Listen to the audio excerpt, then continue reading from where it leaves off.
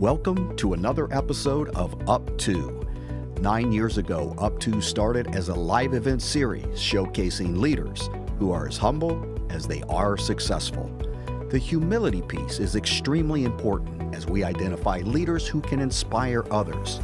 We try to focus our interviews on the non-business aspects of their lives. And in doing so, we have found there's a real thirst to explore their hearts and minds in atypical ways. Our host, as always, is Adam Kaufman. And on this episode, we are joined by Jim McKelvey. If you're a business owner, an executive, or a rising member of a management team, I don't have to tell you about the importance of having team members and partners you can trust. A firm that I've worked with for years and have trusted myself to refer my colleagues to is VividFront, an award-winning digital marketing, branding, and website development firm based in Cleveland, Ohio, but with clients all over America. VividFront's focus is on scaling brands digitally. They create holistic, return on investment-centric strategies and solutions for middle-market companies who want to grow. They do paid advertising, influencer and social media marketing, e-commerce strategies, lead generation websites. I could go on. Their expertise is expansive, and their tactful leadership team, all of whom I know, has the entrepreneurial experience to turn ideas into revenue-producing business plans. Yes, I am reading a script, but I will tell you that I sought VividFront out for this podcast because I already believed in them, seeing what they did in the marketplace. So if you're seeking a partner to take your business to the next level, or if you're looking for an opportunity to work for a top agency with an amazing culture, truly an amazing culture, check out their website at vividfront.com or send me a note and I'll introduce you to my friends who run the company there. VividFront, great organization. Our guest today is an artist, an entrepreneur, an author, a venture capitalist, and a public servant. I list artist first because it was his time as an artist that helped crystallize one of his first big ideas. Hanging out with other glass blowers and artists, our guest watched as the artists themselves would lose sales because they couldn't accept customers' credit cards. Solving for that marketplace problem, today's guest co-founded Square, a company that went public 7 years ago, used by millions and millions of people. This card reader, somewhat ironically given the founder's background as an artist, was inducted recently into the Museum of Modern Art. That's rather cool. Usually business items aren't inducted into museums. Random House published his awesome book, The Innovation Stack, and I never show books, but this book made me laugh out loud. I learned so much from it, and I actually have referred it to many people. He's an independent director of the Federal Reserve Bank in St. Louis. He's a founder of Launch Code, a nonprofit that trains people to work in technology, and a founder of Third Degree Glass Factory, a publicly accessible glass art studio. Currently, one of our guest's primary projects is a venture-backed company called Invisibly. It's a really big idea. We're going to talk about it. It's a microfinance platform allowing, these are my words, participants to exchange their user data to access online content currently only available through subscription. Often we see those paywalls getting in the way of our reading things. He's a graduate of Washington University in St. Louis, where, full disclosure, my daughter graduated from the School of Engineering bearing his name. Last year, Forbes magazine estimated his net worth at $4 billion, which I note here because he remains remarkably humble in spite of this notable financial success. And he's so self-deprecating, too. Jim McKelvey, welcome to UP2. Adam, thank you. And I think I will now list public servant on the government forms that I have to fill out. Because, I have to get occupation. Nobody's ever put public servant on the list before, but I guess that's because I'm on the Fed. That's awesome. Yeah, you are a public servant. You might as well lean into it. That'll get some funny looks at customs. Yeah. All right. Well, what have you been up to? Oh my God. Trying to build stuff, trying to make things that I don't know how to make, and working with teams of people who are equally confused, but also pretty creative. So it's a lot of fun. And speaking of a lot of fun, I think you have a state-of-the-art computer studio. Is that the setting we're in there? Is that a big computer Yes. stack there behind me? Or is that an unmade bunk bed, perhaps? It is both a high-tech Manhattan recording studio and my kid's bedroom. He has the best mic and headphones because he plays games.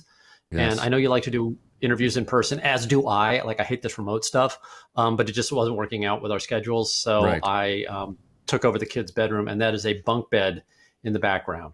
Awesome. Yes. And I shouldn't pan the room because there's probably, socks. And, your kids are getting mortified as you even consider doing that. Yeah. Well, thanks for doing this. Let's jump into it. So your current business, Invisibly, is a really big idea. So what is that company? It's one of those nebulous words in the name, kind of like Square, but even less indicative of what Invisibly is. So what is Invisibly? So Invisibly is a way for people to take back control of their attention. And I know that sounds really abstract, but if you think about it, what's happening online most of the time is your attention is being directed by algorithms and you are being sort of used as the product. So if something is free, you are basically paying for it with your time. And that time, I believe, should be under your control as opposed to some platform. Because the platforms don't have an economic interest to serve you. They have an economic interest to serve themselves. And so it leads to a bunch of bad stuff. So as an economist, I sort of modeled out what a solution to this would look like. And the answer is to put people back in control. And the problem with that is that we're talking about tiny, tiny transactions. Like, do you read an article? Do you watch a video? Do you do some little activity that, may have a market value of 2 cents or 3 cents or half a cent? Do you glance at an ad that should be worth half a cent or 20 cents if you actually read it? But these amounts are all below the threshold where people care. So the reason the company's called Invisibly is because the first insight that we had is that all of this activity has to happen invisibly. In other words, yes, there has to be a market. Yes, you have to get paid for viewing ads, and yes, you pay for consuming content, but all that has to happen sort of like you're a really rich person and you have a staff that just buys all the stuff you need and stocks your fridge and cleans up after you, but you don't have to worry about it. You just kind of don't care. So that's what Invisibly does. We invisibly take care of your access to eventually whatever you want. Like right now, we're rolling out a product with, sort of fantastic access to news and journalism. So it's in the marketplace now. People can download the app and use it, or not quite yet? They can, but it's terrible right now because we haven't I'm sure hooked your up. team would love hearing that. Well, the Wall Street Journal just joined. So good. I've been paywalled out of the Wall Street Journal off and on for years, even though I subscribe. I'm a subscriber, but then every once in a while I have to get an article and I can't get it. We are going to help people get access to articles like that and dozens of other sort of premium publishers for whom you have to pay. It's not that the stuff's free. It's just that the payment experience is so lightweight that hopefully you won't even notice it. So is the payment actually going to be pennies from the reader, or is it going to be our behavior ticking up our credit? It's actually both. So it is actually pennies that are going from you to them. Okay. In a way that if you care, we'll show you, but if you don't care, we'll just hide it from you because there's no point in bothering you with a 2-cent transaction. But if you care, sure. But then the question is your media free? And if your answer is, well, I want my media to be free, then what I say is, okay, Adam, I have people that will pay you for your attention. So we're going to make free happen like this. You're going to see an ad for free. Okay. In actuality, it's not free. In actuality, you're being paid to watch that ad. And that goes into a little wallet that you have. Yes. If you care. And then from that wallet, when you want to buy something, assuming there's a balance, you just get it. Okay. And we debit the wallet. So it's, it's just like your bank account. It's the economic incentive that brings back quality. Because here's the thing. People think, oh, I want everything for free and I want to buy the cheapest media or whatever. You don't want the free, cheap stuff in your life. Like, I don't know if you have a car, but if you do, my guess is you didn't buy the cheapest car on the market. I don't know you very well, but like my guess is if you have a car, you're probably not, right, rocking the, sort of the crappiest Kia that you could get, Well, I'll be honest with you. I turned 50 and I had a midlife crisis moment. And, a lot of people turn 50 and what do they usually buy? Oh, car. Sports car. Like a red. cool red sports car, right. I went the opposite route, Jim. I got a black Dodge Ram pickup. I needed to feel more manly, and so I bought this truck. I don't know how to do anything. I don't have any tools, but just sharing with you that I didn't go the sports car route. Once you have a truck, you're the most popular guy in the neighborhood. So that's true. And in the family, fantastic. All the errands, right? Yes. But yeah, you get it. Look, here's the point. Free is not what we want. Cheap is not what we want. What we want is a market where we get to pay more for stuff we like and less for stuff we don't like, because that gives a signal to the creators in the economy to build big black trucks. Like right. What you did when you bought a big black truck is you said, hey, here's a $60,000 vote for a big black truck. Okay. And those are $60,000 votes that are tabulated by the economy. And the economy, the people at Ford make big black trucks because they say, oh, I see the votes coming in the forms of dollars. Right. And if you weren't willing to pay that, that's tabulated as well. So think about this in terms of your media. Like, how many times have you read something and you think, my God, that's fantastic. I wish I could get more like that. Mm-hmm. And the answer is, well, how do you signal that it's fantastic and that you want more? There's no way right now. Yeah. I mean, I guess you could watch the ads really intently, but that doesn't pass a direct signal. In the Invisibly system, what's actually happening is economic signaling. And we're way down the rabbit hole of what people. Well, I like don't care about. I like that you brought up the Wall Street Journal, because I was actually going to ask about that, because that's like the longest subscription I've had. Maybe I've had it 30 years, and I now have a digital in addition to print. So I don't have the paywall there, but for instance, and just to help others understand it. So for instance, if I read something I don't subscribe to, somebody sends me a link to like The Atlantic, that paywall goes up right away. So these big media brands, is that part of your challenge, is to convince them to participate in the Invisibly platform, the economics of this new platform? Or is it easy for them to agree to do that? It's actually to reconvince them. What happened 5 years ago, a bunch of these brands recruited me to build this system for them. So I was actually solicited by Hearst and McClatchy and the Associated Press. Like, I was brought to them. So the industry wanted this. That's interesting. Yeah. And I tried to build it, and I screwed it up. I mean, bottom line is I spent $30 million, 5 years, a bunch of thousands of hours of people's time, and we built something that didn't work. But we learned why it didn't work. So the reason it's called Invisibly partially is because we thought, oh, people will care and they want to see all this stuff. And the answer is no, they don't. And so we just made a bunch of mistakes and are still making mistakes. But come about December 1st, I think if you download the Invisibly app, you are going to be blissful. December 1st. Because, that is, I'm trying to make it a holiday present to the world, which is access to the stuff you want in an effortless fashion that doesn't bug you or exploit you.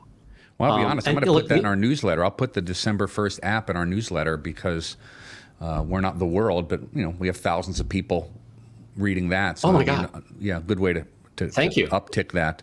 Now let's go back to your prior large company, because I'm seeing a theme here as you explain Invisibly. This is a massive idea that presumably with success, millions of humans' behavior will be affected. The same can be said about Square. So how did you come up with the Square idea? Like, do you always have these big ideas, or do we only hear about the big ideas? I'm always interested in people's creativity process. I'm a small idea guy. I'm a personal This is your humility guy. Coming out. Okay. No. Look, I mean, how did Square happen? Square happened because I was in my glass studio trying to sell a piece of glass that was frankly hideous. And I had this buyer on the line who wanted to pay $2,000 for this thing. And I couldn't close the sale because she only had an Amex card. Now, during that time, I coincidentally... The picture's in your book, right? This is in your book, the Yes. photograph of Yeah. what you're calling a hideous, like a necktie thing, scarf. Yeah.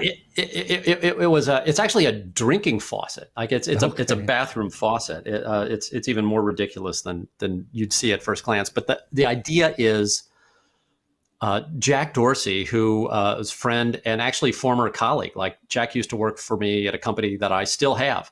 And Jack had just been kicked out of Twitter for the first time and was, sort of casting around for stuff to do. And he was like, "Hey, Jim, you want to start a company with me?" And I was like, "Yeah, sure." So Jack and I had already started a company. We just didn't know what we were going to do. It was sort of like, let's get the band back together and then we'll write some songs. Right. And so we were, tuning up the instruments, and I lost this sale. And that problem to me was annoying enough that what I said to Jack was like, we need to fix this for me. Because at the time, I didn't know there were millions of potential users. I didn't know that Square was going to become, this sort of international thing and change its name to Block and all this, all the stuff that's happened. So you weren't trying to change the world with this new idea. A lot of there was no grand vision. That. No, look, I mean, I think it's kind of arrogant to have this worldview when you have no world platform. Right. And the thing that I discovered, and this was sort of critical to the book being written, was that I was thinking of entrepreneurship backwards. Like the way I'd been taught was the grand vision. Like that was my, sort of two big lies was grand vision, and grand visionary, which is that the leader of this company is somehow this individual with, heroic ability to go without sleep, or they're smarter than you, or they're, I don't know, whatever. They've got something. Mm-hmm. Oh God. Yeah. Look at, I sleep under my desk, So I think I had this perception for years that I was not that sort of person because I can't go without sleep, and I'm not that much of a visionary. Right. Yeah. I mean, that, I don't know what that qualifies me to do except maybe wait tables. But I don't have any of those sort of heroic qualities. So if you think of entrepreneurs as heroes, then I'm not a hero. Therefore, I shouldn't try that. What I discovered, and not just for myself and the Square story, but dozens of other stories I found fit this pattern of, it's pretty normal folks in situations where, for one reason or another, they couldn't then copy somebody else's solution. Mm-hmm. So they couldn't just do what everybody else is doing. And they were forced to invent. They were forced to be innovators. And when successful, that innovation looked so radically different from what everyone else was building that they ended up with markets to themselves.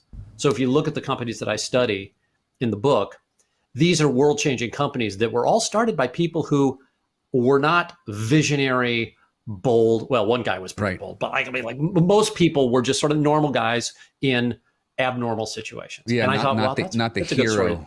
Not the hero, No. Character traits that you're talking about. I'm jumping ahead to something I planned on talking about because you just mentioned it, the humility piece. This whole show, the theme is leaders who are as humble as they are successful. That's the whole theme of this program. We've had, generals on who are humble. We've had NFL quarterbacks humble, surgeons who are humble. I feel like, and it looks like you agree from what I read, that humility is a really underappreciated aspect of being a good leader. In my opinion, humility and being a consensus builder are the two most important aspects of being a leader. How would you react to those observations of mine? It's less about the hero qualities, but it's more about the humility and the consensus building. Oh, yeah. I think, and as a matter of fact, I sort of give a section in the book to humility and why it's a critical trait, I think, in leaders. I mean, look, there are certain circumstances where boldness is rewarded. But thinking you're right all the time leads to really toxic behavior over the long game because you don't get feedback from the world. And I've seen this, honestly, I've seen this in a lot of my friends who've gotten very wealthy. And when you get wealthy, people treat you weird. which is to say they laugh at all your jokes. They think you're really funny and you just got taller and smarter. You know, and that leads to this sort of lack of feedback. And then you don't get. You need to show that you're open to the feedback. Yeah, and this is the funny thing. You have to sort of be almost actively open to it, because if you just sit there and say, well, I'm open, tell me anything, your people won't. And I discovered this years ago. I mean, way before the business success. I was trying to sell glass, glass art, and I would make pieces, and I would ask my friends, well, what do you think of this thing? And they would always give me this answer that was positive. Oh, it's gorgeous, or I really like this part of it, or that. And I was like, yeah, but what do you not like about it? Like, what can I change about it? And I could never get that feedback. Because you want to improve. So, yeah, but if you ask somebody, they will always give you the nice answer. And I found that the only way I could actually get the answer that I needed was to try to sell the stuff without me there. So I would, go to a gallery, I'd price 2 pieces, the blue piece would sell, the green piece wouldn't. And all of a sudden I thought, oh, there's something wrong with the color green. People hate green, The marketplace was giving you the feedback. Yeah. Yeah. And at least it's imperfect, but it's honest. And look, without humility, you so skew the feedback that you get that it's almost impossible to make good decisions. And if you look at somebody, look at some famous person who's really like messed up. Okay. They're just acting nuts. Okay. And I can think of about 20 examples, and I won't use any names because it'll get me sued. But like we all know them, right? And you say, what in the hell is this person thinking? The answer is, in that person's world, everything they do is perfect because they're surrounded by this sycophantic chorus of people who just say, "Great idea, boss," and that's no way to live. It's certainly no way to decide. And it's no way to improve, because if they're not going to give you that constructive feedback, how are you going to know what to improve on? This is why golfers who are pros still take golf lessons. I've had friends who've worked for public officials, even in White Houses from both parties.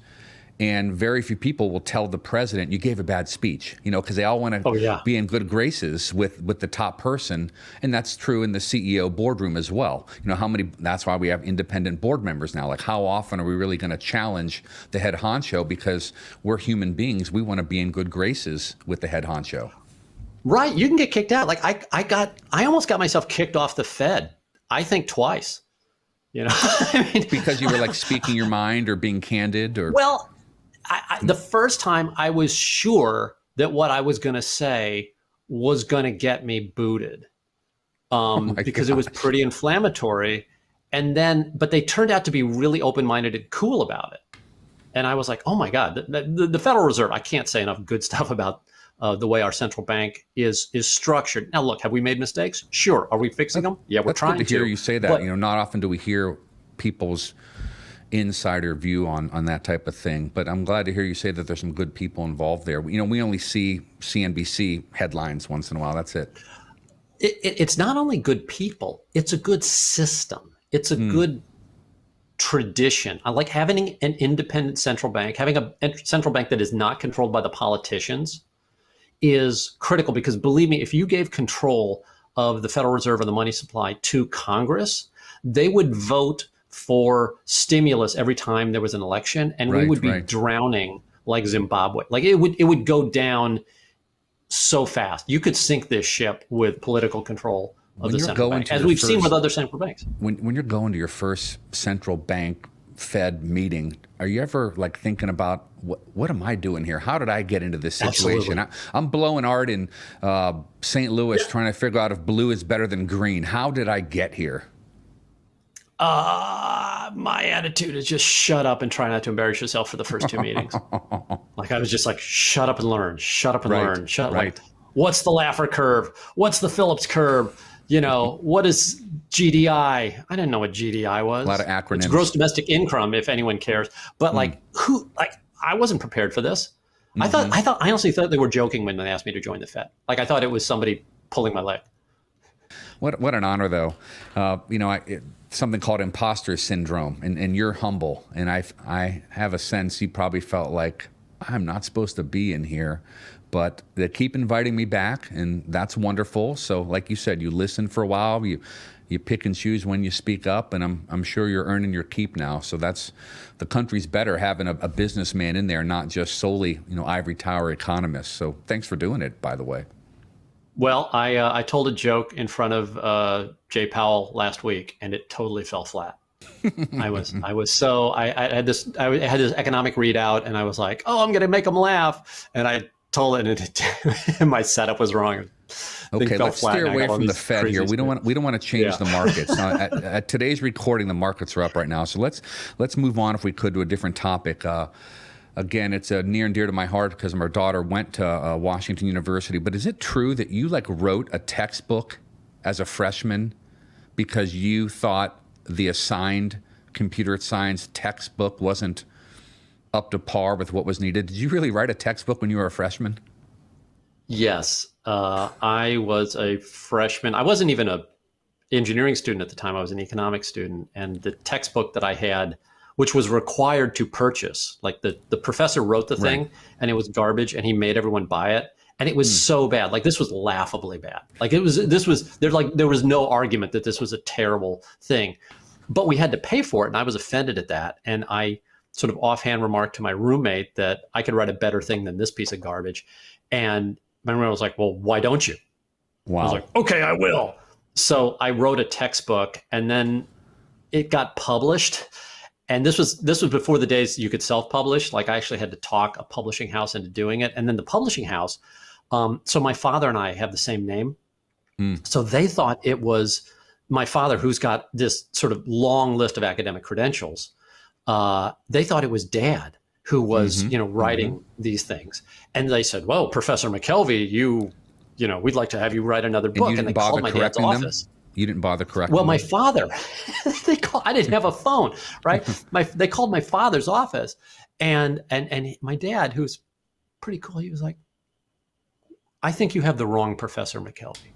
And so he, called me into his office. He blew your cover. Jimmy, you better talk to this publishing house and straighten him out. But I wrote a couple of textbooks when I was a freshman. So writing when you're a freshman, that reminds me of something else you said. I never thought about this because I really try to study humility. You said humility and hubris are allies. So it took some hubris to decide, I'm going to write a textbook. There's probably 1,000 other things most freshmen care about their freshman year, but you had the hubris to say, I'm going to write a better computer science textbook. But I never thought about them being allies before. That's a good word, ally. They're not synonyms, but they're allies. Well, it's one of these things, you have to go from one mode quickly into the other. So there's a spark of hubris at the beginning. There's this spark of, I can do it. This needs to be fixed. And in many cases, in me, it's sort of an angry flash. I see something that I think is wrong. And I'm like, why isn't this possible? Or why can't I? Or some... and that's usually this arrogant moment of feeling that this needs to change and I'm capable of changing it. Okay. And then from that moment, I think you then enter this long period where you better be really humble, where you better take input from the world and learn as much as you can. And first of all, see if somebody else has solved that problem, because you think you're so unique, you precious little snowflake, but I mean, there are billions of others like you, and they may have figured it out before you. So maybe all you have to do is watch a YouTube video and problem solved, Right. But take in that information and learn from your environment, but then be willing. And this is the thing about my book that the whole reason I wrote the thing was that I think if you spend your whole life in a completely humble state, you will not step across the line and do things that have not been done by humanity. Right. So think of your whole life. Most of the time you're doing stuff that is not original, right? So I'm going to have dinner tonight. You know what? I don't want to do anything original. I don't want to be the first person in history to eat some plant this evening. Like if my wife comes home and says, look what I found, growing in the park, I figured I'd cut it up and feed it to you as a salad. And maybe it'll be great, or maybe it'll kill you. Let's find out, right? Right. If that's her sort of moment, I don't want that salad. I'm not going to eat the whatever bush that happened to be growing wild. Yet you are a risk taker. You are a risk taker. I mean, you got your kid's bunk bed right behind you. That's taking a risk. Look at this shot. It's just I can't get used to how tremendous this shot is. I look terrible. No, that's low. That's just no. But you do take risks. And being silly, I think that a lot of these leaders that give speeches, they in Davos, don't be afraid to fail, take risks. Oh God. And out in Silicon Valley, risk is a badge of honor, and failure is a badge of honor. So I think the hubris piece, it is required. I mean, you took a risk. I'm going to write a textbook, or I'm going to start a company that allows people to buy their art with their phone and the credit card. So you are a risk taker. I took a risk in doing a podcast 5 seasons ago. I didn't know anything about podcasts, but I still think you're right. The humility balance is important, because otherwise you're just doing whatever you want all day and throw caution to the wind. And I think that's not the right way to go either. So I'll save all your listeners 300 pages of reading and just give you the moment that I was writing the whole book for. Okay. And that is, your entire life, you've been taught to copy. And you've been taught this in various, they don't say, we're going to teach you to copy, Adam, but what they do is say, we're going to teach you to become qualified. That's a word. We're going to, educate you. You're going to become an expert. You're going to have, whatever credentials are needed before you do this thing. Right. And you are a credential craving machine.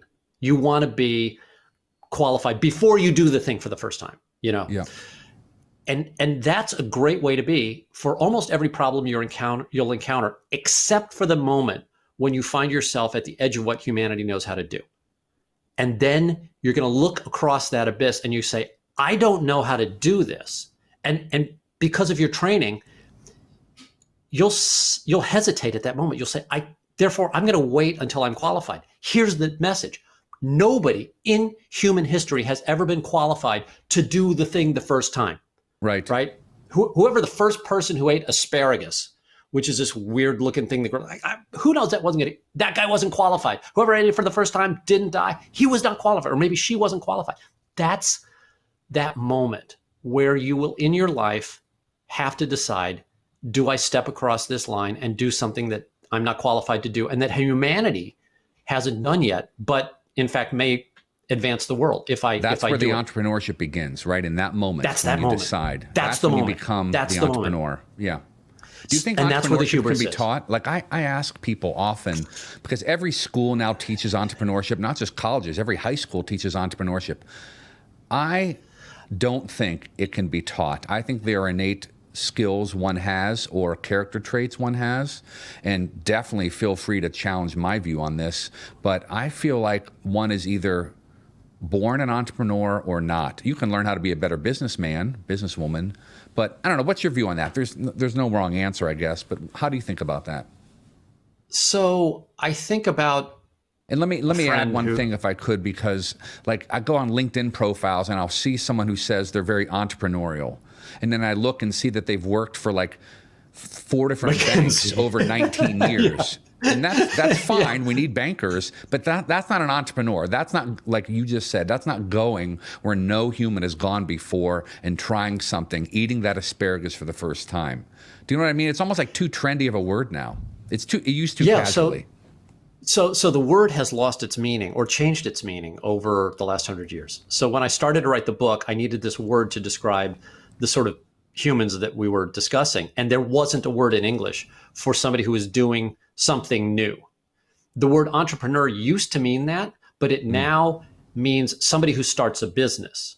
So if I start a bank or an accounting firm or, a gaming company, like I'm called an entrepreneur. Okay. Cool. I'm glad you're opening a bank, but that would not have qualified you to be called an entrepreneur 100 years ago. You would be called a business person. I'm opening a business. So, but the problem is with the overuse of the word entrepreneur, we now have no way to even describe the sort of person that I'm talking about, which is somebody who has to build something that doesn't exist and doesn't exist before, and they have no trade show they can go to. They have no reference, and that's a different skill set, and that's the thing that people don't realize. Because we have popularized entrepreneurship so much, and because they're trying to teach it in business schools, and you've taken the class, and I got an A, I got an A in business entrepreneurship from a Ivy League institution, or from the best high school in New Jersey or St. Louis or whatever. Yeah, that qualifies you to start a business. I've seen those courses. I mean, I've lectured at those courses, and I've mocked those courses because they're not teaching the skill of doing something new, because you can't. Like, there's no way I can teach you how to do something that hasn't been done before. I can prepare you a little bit for the journey, but I can't teach you the skills. I'm grateful that McKelvey, Halter, and Griswold has once again agreed to partner with us. With offices in Ohio and Washington, D.C., this full-service national law firm focuses on all aspects of business and the law, including corporate and finance, intellectual property, and government relations. Let me be clear. I actually approach companies with whom I would like to partner. We just don't accept marketing dollars from anyone. I have been referring my CEO and entrepreneur friends to McKelvey for years. I really believe in the firm. One of their notable practice areas is in mergers and acquisitions. And recently, for instance, I introduced a successful entrepreneur in the Midwest to McKelvey when he told me that a European-based conglomerate wanted to buy his business. McKelvey works with large corporations as well as privately held companies throughout the U.S. and Canada, and in Europe and Asia too. So whether it's selling your own business or the more routine needs of creating your first will or anything in between, this firm can really do it all in terms of legal needs. Once again, the firm is McKelvey, Halter, and Griswold, and you can find them at calfee.com or on the UP2 Foundation website. Something else not being taught very much at business schools, or I think at schools in general, is relationships. And I wanted to get your thoughts on that, because I remember reading that you felt bad that you never had a business mentor growing up, and how mentors in art are important, and they are in business too. I've learned so much from my mentors. But Jim, I was at the Entrepreneurship Center at Oberlin College. I was asked to talk one day, and they wanted me to talk about private equity. And I said to the director, that's such a boring topic. I mean, they could read ad nauseum online about private equity. I'd rather talk about relationship equity. And she looked at me like, what is that, relationship equity? Oh, that's cooler. Yeah. Yeah. Well, she had never heard of it. Well, of course, she had heard of the words. But so I took a risk, and I did this 1 hour session, not knowing what the sharp Oberlin students would think. But they really liked it, because they told me afterwards, no one's teaching these skills about how to shake a hand rather than follow up with like an email, or how to follow through in everything you say you're going to do and never promise to do something you're not going to do. Like the basic relation, or doing unto others as you want done to you. We talked about the most basic things, but I don't think those things are talked about. I'm kind of meandering a little bit here in this conversation, but how do you think about relationships in this digital age? You are a digital entrepreneur, if I dare use that word. You are one. How do you think about relationships? I'm worried, because I have a couple of kids, that things are too easy for them. Like my son, when he starts dating, is going to swipe right, as opposed to have to physically walk up to somebody and introduce himself. There will be pre-qualification on both sides, and probably, some other things that prevent him Filters. from putting himself. Yeah. Well, they remove risk from the situation, and who wouldn't want to, save that awkward moment of rejection? Who wouldn't want to sort of pre-qualify everything? The issue with that is that it severely limits the magic that happens through chance. Like, if you are ready, if you are able with your relationship skills to seize the moment, and then you're, I think you're more alive. Like, I just love this idea of not knowing if it's going to work or not. And then when it works, the payoff is 100 times better.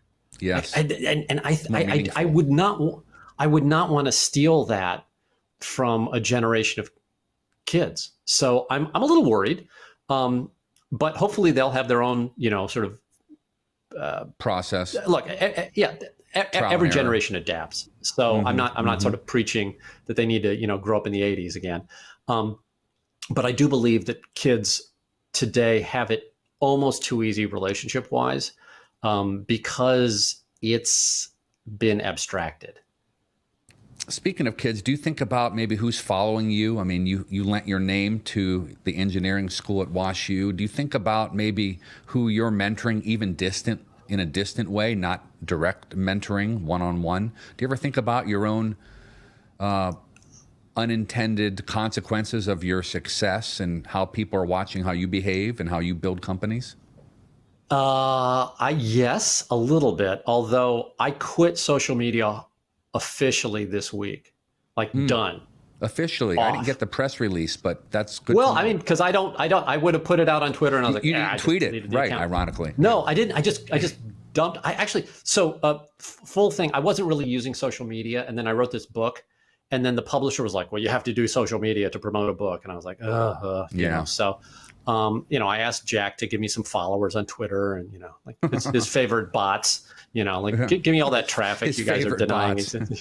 But I like on your webpage of your name webpage, your personal webpage, excuse me for interrupting, but it's funny how you say, I'm not going to be posting pictures of what I ate. You don't need to see what I'm having for dinner. It's kind of like a critique of social media. Well, I don't think I am that interesting. And if people do, I'm sorry. But if you've been following me for the last year, and I fully admit this and have throughout the whole time, that's never been me. I've never been on social media. I hired a team of 26-year-old females to tweet on my behalf. And the stuff that they were putting out there was so inane that at some point, it just got too embarrassing. I don't use the phrase, my happy place. It's just not my thing. I'm not, this is my happy place. I'm saying it. Hashtag blessed. I'm just not that guy. Right. And so the discord got so pronounced that, so I was trying to support Jack in Twitter while he was running Twitter, and then Elon kicked him out, and I was like, I'm out. So yeah, cool. I've got no excuse. I don't feel like I'm abandoning my buddy. Right. And Kevin, a sister who started Instagram, he's also a friend, and I've told him, look, I like you, but I'll never use your product. And I've literally never been on Instagram. I've never even seen it. But hopefully they use your product as it rolls out December 1st. Yes, God, so hypocritical. But on a serious note, do you do any mentoring now? Because you're very clear that you felt like you lacked business mentors, or does that not matter to you at this point? I do, but it's a weird relationship. I've had a couple of companies come to me and ask me to help them put their products together, and I've helped a few of them, and I love doing it. The problem is, most people who call themselves entrepreneurs have a product idea that I find incredibly derivative and boring. And so I'm not the guy you want to talk to, because I will just criticize you for doing what everybody else is doing. But if I can think of 2 companies now that had unique products that brought them to me, and they were like, well, we don't know how to do this. I was like, you've got a great thing, So if I can find somebody like that, but I don't want 50 people emailing me saying, hey, Jim, I heard you on Up2. Could you mentor me? Because and the reason I won't take solicitations like that is that most of those people don't really want my advice. They want my money. They want me to just angel back them, invest in their first round, or it's like, oh, they just want to talk to my wallet, and my wallet's busy. Yeah, my wallet is way more important than I am, and it has its own schedule, and it doesn't even live with me. Right.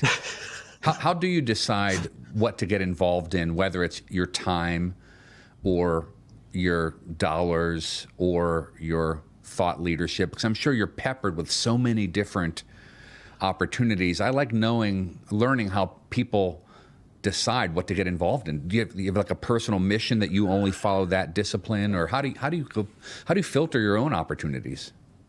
Not well. I mean, literally, my wife and I had a conversation about this last night. And she's like, "You say yes to everything. It sucks. You're always doing stuff, and it's you hang out with these people who are losers." And I mean, yeah. And the thing is, she was totally right.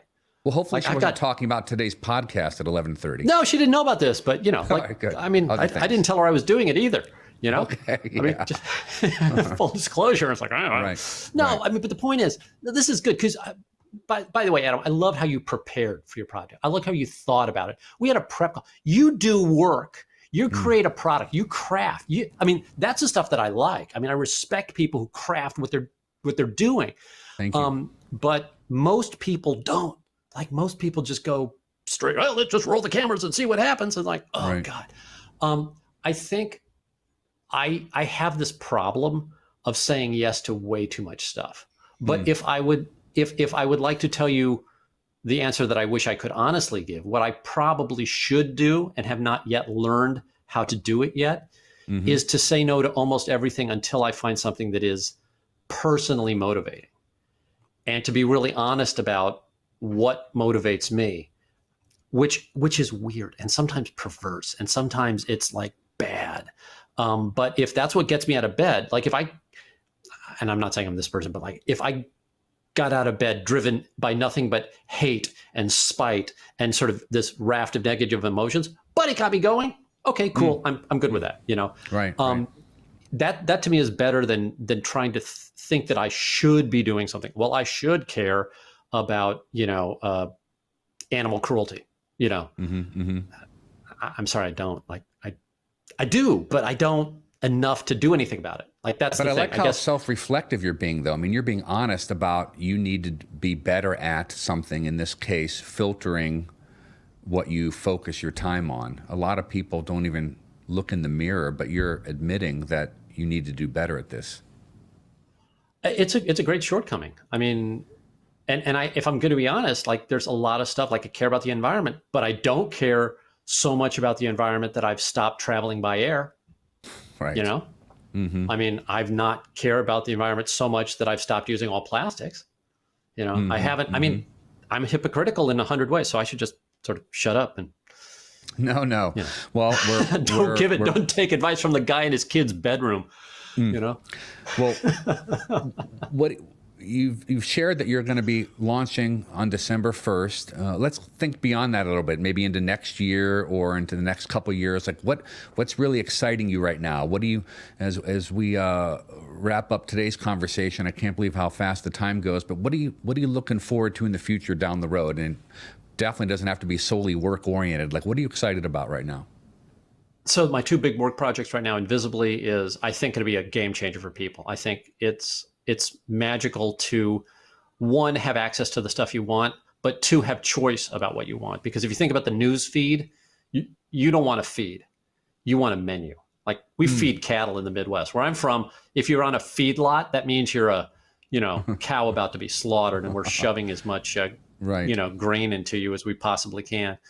But I don't want people to be fed. I want people to choose. And that's what Invisibly hopefully will do. So, give us a couple months, give us a month to put it together, and then give it a shot, The other thing that I'm super excited about personally is I'm trying to build an eco-friendly diaper, which I think the world desperately needs. And I think the tech is there, but it's very hard engineering to put it together and make it work. So I'm, running diaper experiments right now. So those are sort of my two work things. And then on the other end of it, I'm sort of deeply involved at the Federal Reserve right now, because I think we're in a critical time and the world needs a great central bank and diversity of opinion, which I provide some of. And I'm sort of psyched about that. Aside from that, got a couple of kids in school. I help them with homework and, try to show up at the football games. Well, I love that you're giving diversity of opinion. I think that's lacking in almost every room in America: boardrooms, classrooms, academic rooms. I love that you aren't just falling into yet another echo chamber of thought and agreement. So please, keep giving your candid opinions in whatever room you're in. I agree with you 100%. Oh, that's the one time. Yeah, if you're agreeing with me, that's when the echo chamber's allowed. Yeah, no. Well, it makes well, Jim, sense. I'm so grateful that you did this. I have to disclose something. This is the first time I've accepted a recommendation from a friend of mine or a listener to bring a guest onto the show. And in 5 seasons, I've had all types of ideas from people. I should listen, or I should interview this person or that person. And almost every time, the successful person being recommended was not humble.